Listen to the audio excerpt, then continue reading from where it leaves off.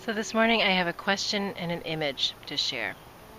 The question is this: is it possible to accomplish things in the absence of desire? And I believe the answer to be yes. It's very possible to achieve seemingly amazing things, great accomplishments, from the standpoint of societal definitions of status and power and achievement, in the absence of true connection to desire. There are many things that motivate us. We can be motivated by fear, motivated by anger, motivated by grief, motivated by numbness. We can will ourselves to do things that accumulate into accomplishments based on any of those emotions. So, what is desire?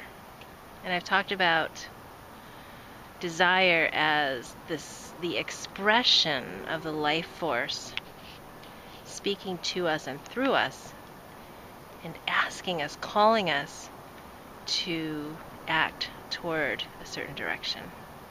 So the image that I have for acting from desire versus accomplishing in the absence of connection to desire. And I just want to note that if you're in the first case that I discussed in the video, where you're accomplishing a lot in the absence of desire, it's not that you don't have desire. We all have desire alive in us. It might be silenced or suppressed, put away in the basement, as I talked about. So it never goes away. It gets put away and shut down, but it never dies. It's the eternal. So the image of that I'm working with is, if you imagine us as beings, as concentric circles or concentric spheres. So there's like a core, and you go down to the very smallest level, and it's still a sphere. And then around that is another sphere, another sphere, another sphere, another sphere, just emanating outward infinitely. And each of these layers, I see that in this image, the core of each sphere is being, and the shell is becoming. So from this empty space of being, the form of becoming arises to give this shape of a sphere. And then around that, another layer of being, another layer of becoming, being and becoming. And those word pairings are from Mark Goffney and the Success 3.0 Summit, so I wanted to cite that. But I've sort of expanded this picture in my mind of the image of desire being at the center of our being. So in that empty space within a sphere is the stuff of desire. And if we let that breathe and give it life, it pulsates and gives rise to a layer of becoming, and it expands into greater being, which gives rise to another layer of becoming and expands. So this desire, as it breathes, if you imagine lungs expanding with each inspiration, and then as the exhale happens, a layer of becoming is there, and then it expands again, leaving a trail of being, becoming, being and becoming. So you can think of that also as our presence and then our action. Becoming is our actions in the world, so we leave a trace there. But when they arise from the place of desire, it's ever expanding. And that core just becomes more and more nourished and rich and strong. And if you think of your life force, your breath, the source of your breath, that's desire. And then, hi, doggy. Hello. Hi. That was my visit from a stranger dog. Great. Um,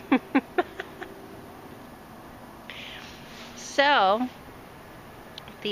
the other image that comes to mind when I think about the just achievement cut off from desire is if you think of the same core of being that is there within all life.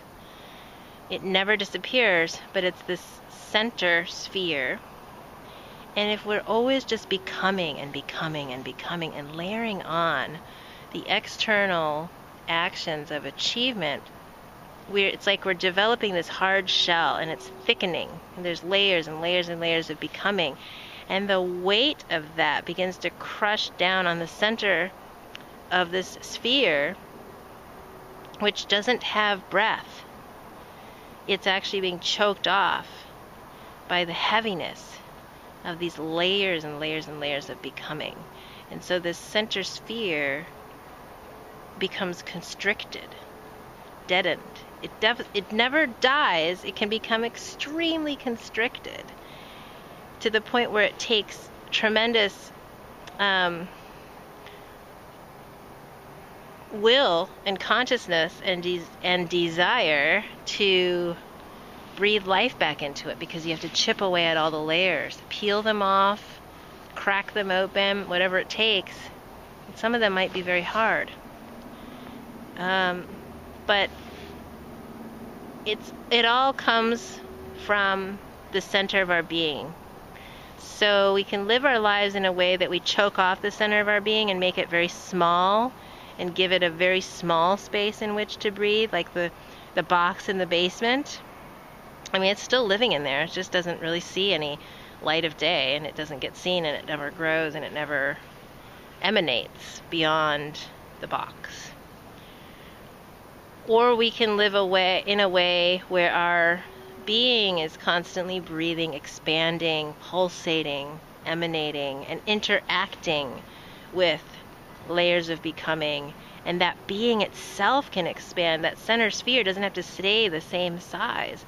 It can actually expand. So I just see this picture of this sphere filled with, I don't know what the substance is, because it's not quite air and it's not quite water.